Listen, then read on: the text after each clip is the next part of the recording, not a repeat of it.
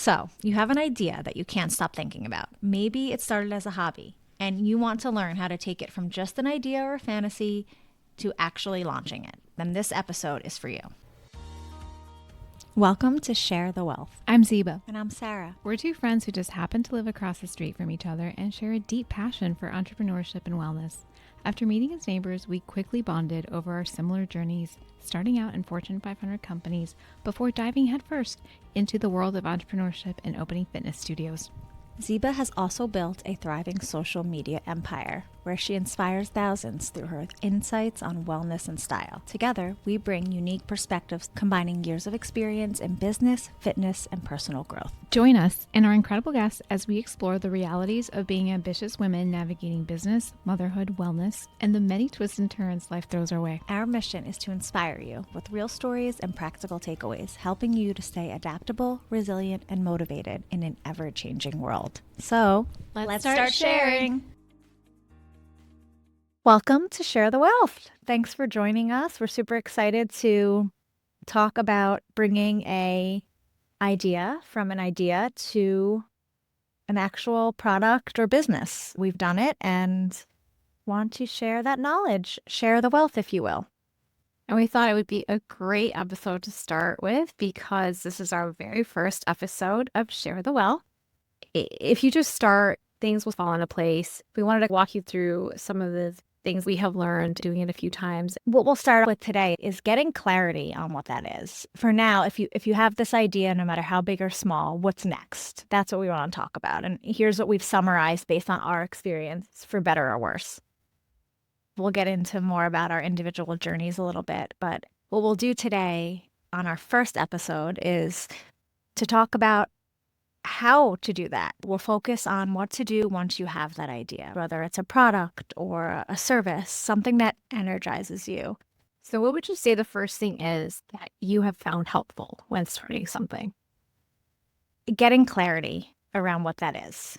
It could go in a million different directions depending on what it is. If it's a product, you're going to be ironing out those details. If it's a service, there's a lot to consider as well. What is it that you're going to be bringing to life and why? It could start with naming it. So for me, for example, in my experience, I wanted to bring a Pilates studio to life. I saw a gap in the market and was making notes in my phone late at night. I had a list of names in my phone. If something I really liked, I'd be searching to see if it existed. It becomes real. Right, it became real. And then you're doing research. Does someone already have this name? You're going down rabbit holes. You're refining your idea without even knowing it.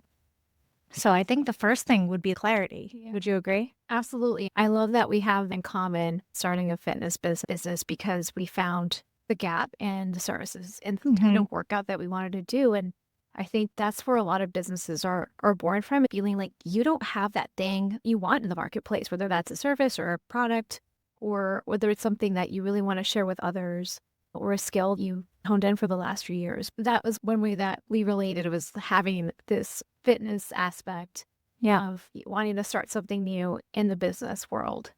And I think that for us, when I started in 2009, it was a similar thing where my sister and I used to be dancers. We missed dancing so much. And this is before boutique studios, just gyms and yoga studios. We actually opened the doors in Chicago, not knowing anybody and thinking, who would come to a destination to do a dance workout? And we were like, okay, let's just open and see what happens. It's funny to reflect back on that because it always seems impossible till it's done. You're probably looking at spaces, crunching numbers. How much is this going to cost? How are we going to do it while you're doing whatever else you were doing for work? Right. There's so much to get clarity on before you sign a lease. Your point, deciding, are you going to do this on your own? Is that wise? In my situation, I partnered with my sister, and that's like a big business owner. Like, you don't want to lose business, their family. We did it for 15 years, and we were really successful. And so everybody's situation is different, but that's a really great kind of thing to decide up front as well. And also, how do you want to be organized as well? Yeah. I think I know, actually, in my example, I tried to start on my own. I did the research, shared my vision, and I started looking at spaces, It became evident I needed at least one partner because of the expertise that I was lacking in Pilates specifically, is what I ultimately brought to the market. So there's a lot of situations which might make you realize that you want a partner in this endeavor. Some know from the beginning. You and your sister were dancers, right? So like you were doing it together, it was your thing. And then I guess sometimes you find that out later and it makes more sense. What are some things you can do to start, to take the idea out of your head, out of your phone, and make it real? Some things come at a cost, monetary or not. Start with the money, right? If it's a product, there's certain investment that's going to be needed. There's things you need to consider, rent and equipment. Personally, I can speak about my hesitations. I thought I needed this perfect financial plan. I needed to understand how much every class was going to cost, how it was all going to work together. I found it helpful just to open an Excel spreadsheet and start doing some research. What are other studios charging for classes? How much does rent cost in your market? Start listing out what your costs will be. What will be one-time costs? What will be recurring costs? That'll give you some clarity. Of course, it will require some research. Speaking to a commercial real estate agent if you need a brick and mortar location. Speaking to people who've done it before. Yeah, that's such a great point. Like asking questions. People are usually willing to share what their experience was like. I know before you opened, you asked about my studio experience and opening up the studio, and somehow I didn't deter her. Yes, there were a lot of warnings, but they were helpful, and they helped us think about things in a different way, especially having the proper legal support from the outset, which we did on your advice.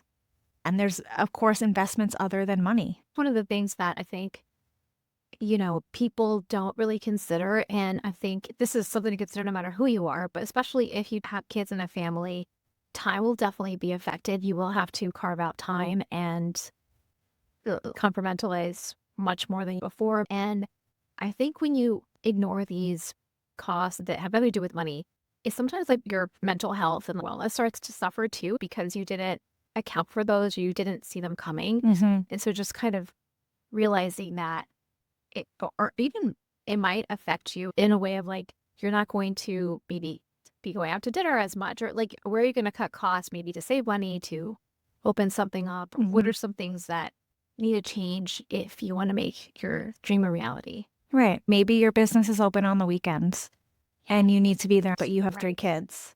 You have to get your partner on board and devise a plan. That is such a great point too, because if you do have a partner, it really changes the relationship when you are suddenly a business owner and you have this whole other entity that you're in charge for. Like when I started my fitness business a long time ago, even before kids, my husband was surprised at how much I was no longer home. I didn't realize that this was going to eat up into our time as much. If you really think about it, of course it does, right? Maybe you need to go to bed earlier because you have to be up early. There goes your date night. Maybe you're a little bit stressed. Depending on where you are in life, it's going to be hard, no matter what, to figure out the perfect timing and situation. And I don't think there's ever going to be a perfect time. So especially if you're at an age where you might be getting married or having children and you have other people to consider, it's never going to be perfect. When the studio opened, I had just had my 3rd child, and that's just the way it worked out. And back to like choosing a business partner, I sought out a business partner because of their expertise and knowing that I needed someone who knew more about the style of fitness we were bringing to life. That was the greatest decision I ever made because of that exact reason. But also you have someone to share the responsibilities with and someone to vent to and bounce ideas off of. So to have that sounding board and someone who's really in it contractually. Emotionally too. I mean, I remember like my sister and I would use the analogy of like, we're holding, like when you're kids and you kind of like lock arms, they have each other's back, spinning in a circle. Yeah. And we both had each other's back, literally. Like we could see things that the other wasn't seeing. That is really the beauty of a partner is they help you see your blind spots. And she would always bring something to the table that I'm like, wow, I did not see it like that. And just like working with you on this Mhm. project too, I'm like, okay, I did not have that tilt button. So it is great in many ways. There's the downside too. If you have a partnership with somebody, you're splitting the profit. Obviously, right? To me, the upside of having somebody to work with and go through everything with far outweighs the fact that we are splitting the money we make. I would do it again and again. I think that covers cost in terms of budget, time, and emotion. You have your clarity, purpose, your why, and you started gathering your information and thinking about how you want to structure it. You're starting to think about the hard and soft costs. And so I think this is a great time to like look at the marketplace and think who, because that's ultimately what you have to do is like, what do you have to offer that your competitors don't? And what is your uniqueness and what makes you special that is going to make you successful, which is ultimately an opportunity. Mhm. Right. Something really basic that anyone can do is a SWOT analysis. It's business 101. It helps you hone in and just put pen to paper or fingers to keyboard and make the idea more real. So, for those of you who don't know, SWOT analysis stands for strengths, weaknesses, opportunities, and threats. So, again, helps you gain clarity. It could set you up to discuss what it is that you're doing to other people with confidence, which is important. We actually are going to provide a freebie SWOT analysis document. So, check that out. Something simple, but impactful for you to see some examples and then a blank slate for you to do it yourself. For example, if you want to start a coffee shop, what are some strengths that you can bring to the table? Maybe you're a coffee expert and have a lot of knowledge when it comes to educating people. A threat would be you don't have the scale that a Starbucks or a Dunkin' might have. However, what are some opportunities given you're small and nimble? So it's helpful to see it all on paper because it helps you be realistic with what is going to be a problem or something that you need to think about, along with helping you be realistic about what some of the threats are. It also helps you be realistic about why you might be susceptible. Right. And that instills confidence, which is really important. It's like everything. Part of the SWOT analysis also admitting some weaknesses. Maybe those weaknesses are going to exist no matter what, or maybe you can get ahead of them and implement strategies to face them head on. Yeah, so make sure you download that freebie. It's really helpful. You can fill it out and we can give you some examples of what you should be filling it out with, and that'll get you on your way. Yeah. So once you have a SWOT analysis done, that'll instill confidence, give you clarity. I'm going to say a word that some people, if you're like me, do not like. It's time to network. It's just an icky word. I don't know.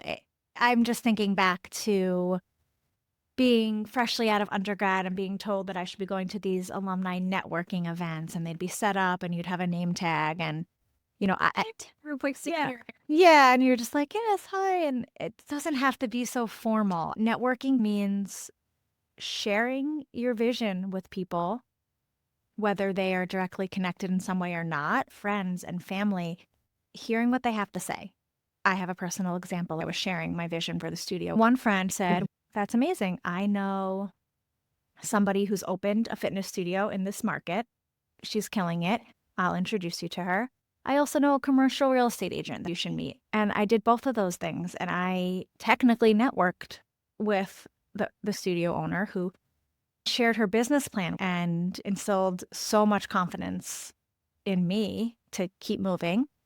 Also, it's a real estate agent I ended up using just because I shared my vision with a friend. So it doesn't have to be a structured networking event. Where you like automatically think I have to bring out my shiny cars and make it awkward and yeah, I love that example too because it's like sometimes it can be sharing your vision, but sometimes if you're not quite there yet, like with the vision necessarily, it can be as simple as doing someone a favor without expecting anything in return. I read somewhere that Abraham Lincoln won the election just by doing small favors as often as he could. Most of the time, not expecting anything in return. And early on in my fashion career, my first ever season at Fashion Week, I found myself with too many invites. I couldn't go to everything I was being invited to. And one of the women that I had met on Instagram, also a fashion creator, was like, hey, do you have any invites? And I said, well, I actually have a ton that I'm not going to be able to make. And here you go. Here's invites. Like, you go, have fun. And that was it. It was very easy for me. The following season, she hooked me up with our producer that was doing Fashion News Live. She said, you got to meet him. He's amazing. I met him while I was working backstage. And when she introduced me to him, we clicked. He was a wonderful resource for me for Fashion Week. He invited me to host a show and got so much amazing exposure interviewing designers and front row people at Fashion Week in Paris, New York. And I always think, I wonder if she would have introduced me to him if I hadn't given her the season shows for the last season. So, And you never expected that. no, I didn't. And so it's like, when something doesn't cost you anything, you can give it away for free. Not only is it like people will remember you and maybe help you out when you need it, but also it's good karma. I think it kind of goes hand in hand with networking. It's not always about what can you extract from somebody, but how can you help? And then it kind of swings around at you. Also not feeling like it has to be a business relationship, just being interested in somebody as a person, getting to know them. And I think that's one thing that I really struggled with too as well in business school was when I would go to these networking events and it always felt very artificial, like it has to be about business. And I have to be talking about like how I want to do XYZ versus just like, let me just get to know the person in front of me. What was their journey? How did they get to be a, private equity advice? How did they get there? Versus having it be like, well, how can you help me? And that's why we're here too. It's a good example of like just wanting to know people's stories. We love listening to podcasts. We're fanatics. Yeah, that's why we wanted to share our story, however big or small. And I think your examples of networking unofficially by sharing things you have to offer, whether it's tangible or knowledge. Yeah. You can be talking to somebody about business, fitness, or whatever you're interested in. And then maybe you see an article a couple days later that reminds you of that conversation. Send it. It's not something you're tangibly giving them, but it keeps the doors open and it's a nice gesture. That is a great tip. So networking, think of it a little bit differently and just talk to people. Yeah. And some of the most successful female entrepreneurs that I've listened to on other podcasts always talk about how they are relentless networkers. When you feel like you don't have the energy, it can be somebody you don't think is going to be of value to you. It can be, your dry cleaning lady. It could be like anybody at all, just sharing your vision, talking about what you're doing. You can network anywhere you go. And you know what? Sometimes it's not well received, right? And that's okay. And that's okay. When you talk to someone who sees your vision or believes in it, you're going to get so energized by that the people who are like, oh, I don't really get it or don't seem that interested. Do you have any examples of that? Yes. I've done this a lot. One tangible experience is the studio, right, that exists and is thriving. And I have 2 wonderful partners and a lot of positive knowledge and info to share from that. Some other ideas that I've had that haven't really come to life yet, right? I've had people who just didn't get it. Maybe in the moment it hurts or you get discouraged. I think the positives and the people who inspire and energize you far outweigh naysayers or non-believers. I just focus on the positive as much as I can. You're going to come across them, and it's good to expect that. I love that quote that says, just because it's a no for them, it doesn't mean that it's a no for you. It's a no for them, And I think that that's something to keep in mind because sometimes you might have a great idea and people are so ready to shoot it down for you and they don't see you in that role, but it has nothing to do with you. It's their opinion. And I think expecting that and being able to get through it is really important because when you start something, some of your biggest supporters will be strangers and people that you haven't met yet. So that's really exciting. That is exciting. I know this episode is focused on taking your idea from idea to starting it. Pretty entrepreneurial, but 2 thoughts on networking in the corporate world because it's important and I feel like maybe some listeners can relate. I mentioned like sending articles or podcasts to people. I think that's something you could totally do over email in the corporate world, and trying to gain visibility to higher ups or peers. Sending an email of an article or a podcast or a tidbit that you heard on your way to the office somewhere via email, real quick. Hey, this made me think of you. Love that. You mentioned networking and hearing stories. Something I found in my career prior to being an entrepreneur that's energized me and brought a lot of joy to my life is mentoring people who are on their way up. Whenever someone asks to chat about my experience, whether it's my previous life in corporate marketing or what I've done now, I could not be more willing to share my experience. I've had such fulfillment helping foster my direct reports when I did have more of a structured career. And I'm talking with one of them tonight about what's next for her. I'm so excited because it's paying it forward, sending the elevator back down when you've found your groove. Networking works in all directions. Peer to peer, up and down, and there's so much value to be had. If you're like us and love how chic and powerful a heel makes you feel, but you also need the comfort of your sneakers, you need to try Inez. We are so excited to be able to offer a 15% discount to our listeners. Designed by a woman, handcrafted, and ethically made in Spain, Inez specializes in heels and often dresses up our most basic outfits while not stopping our powerful walk. Most importantly, you will not believe how comfortable and beautiful these shoes are. Find your favorite new pair of shoes at Inez.com, INEZ.com.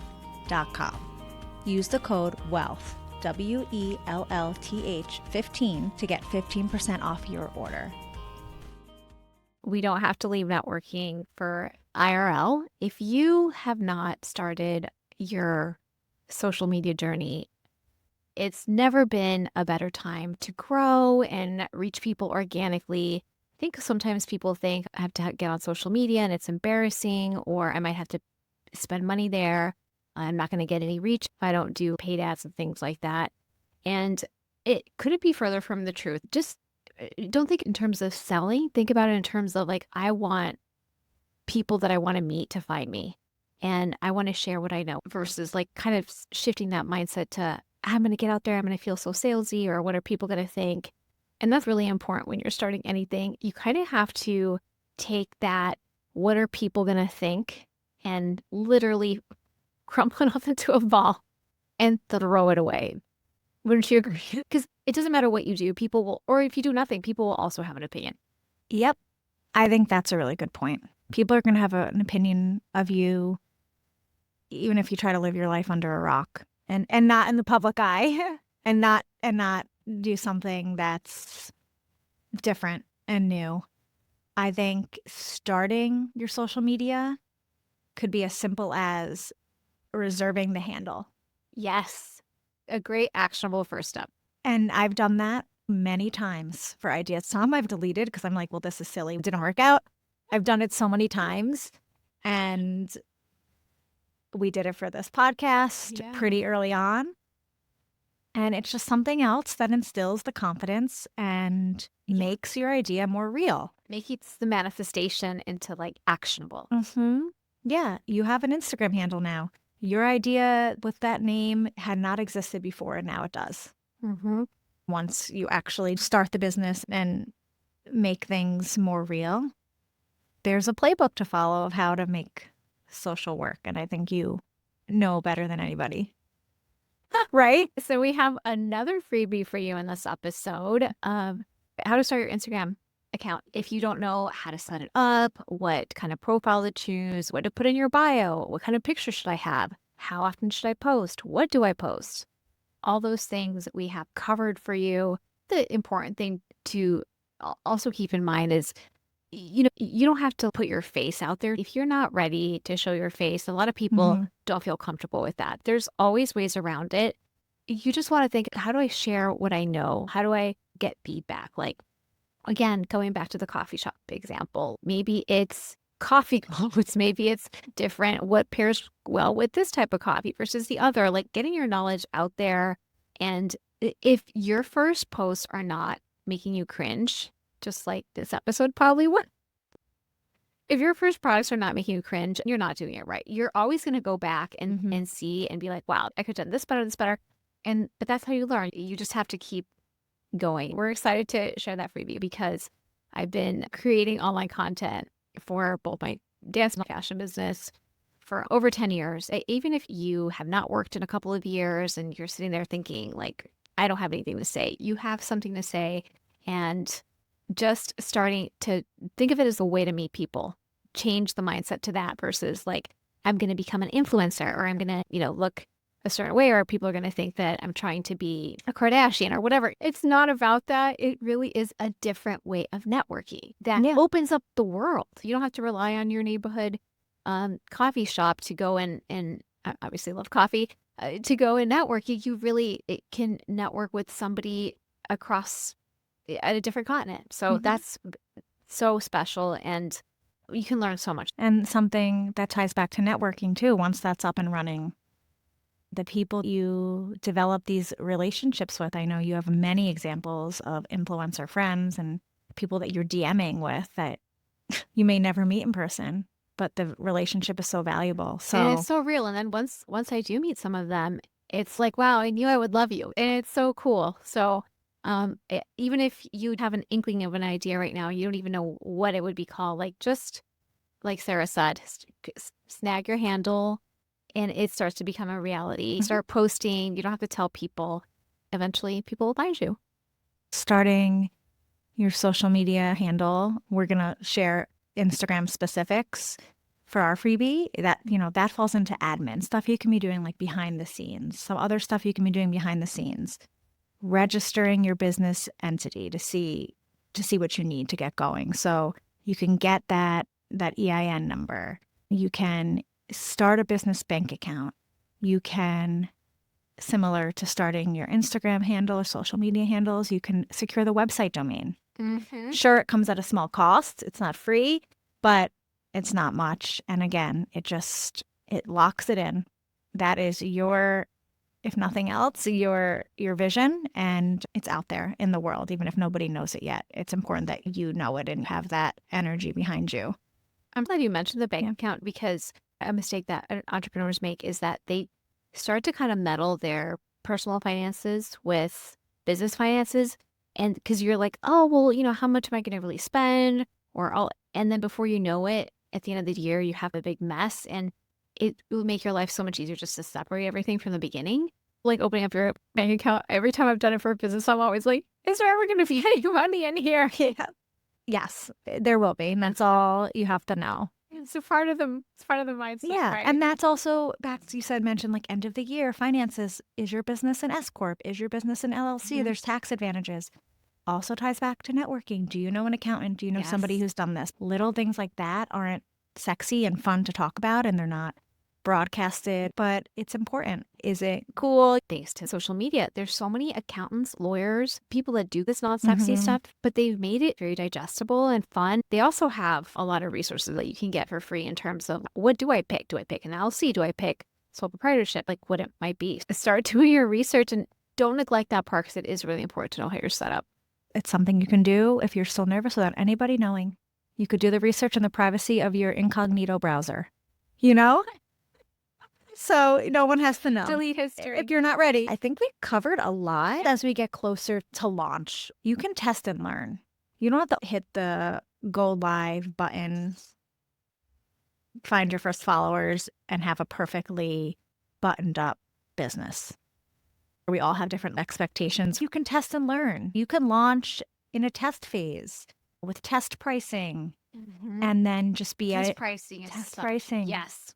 Can you talk a little bit more about that? We talked about this in the beginning. You are doing your research and it's not clear how much you should charge. It depends on what the product is. Your business, if it's a product, maybe you're getting mixed signals from other brands that are similar. Launch with an intro offer and call it a founding member special and see how it does.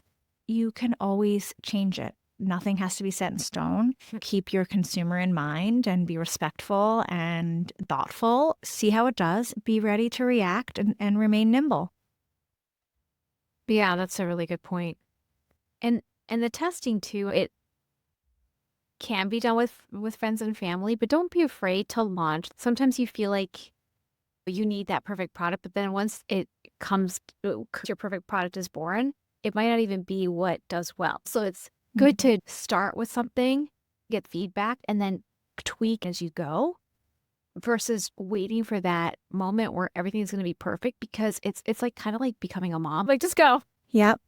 And you said like getting the feedback Mm-hmm. is so important, and you'll get feedback because people will give it to you Yeah, even without you asking. without you asking. But there are resources to receive feedback, even if it's before you launch.